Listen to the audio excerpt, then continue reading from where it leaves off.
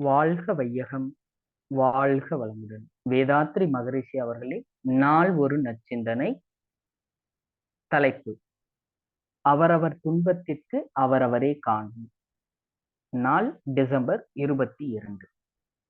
மகரிஷியிடம் கேட்ட கேள்வி. வினா: நம் வாழ்வில் ஏற்படும் துன்பத்திற்கு நாமே காரணமாக எப்படி இருக்க முடியும் அப்படின்னு ஒரு அன்பர் கேட்கிறாரு. அதுக்கு மகரிஷி விடை சொல்றாரு. விடை: உங்களுக்கு துன்பம் இருக்கின்றது என்று வைத்துக் கொள்ளுங்கள். உங்கள் நினைப்பில்தான் துன்பம் இருக்கிறது. உண்மையில் அது துன்பமே இல்லை. உங்களுக்கு 85 வயது என்றும் உங்கள் அப்பாவுக்கு 110 வயது என்றும் வைத்துக் கொள்ளுங்கள். அவர் இறந்து விட்டார். நீங்கள் மிகவும் வருத்தப்படுகிறீர்கள். உண்மையில் அது துன்பமா? இன்னும் இருந்தால் 2 பேருக்குமே துன்பமாக இருக்கும். இம்மாதிரி எத்தனையோ இன்பத்தை துன்பமாக நினைக்கிறோம். அதிகமாக சாப்பிட்டால் துன்பம் வரும் என்பது தெரியுமே.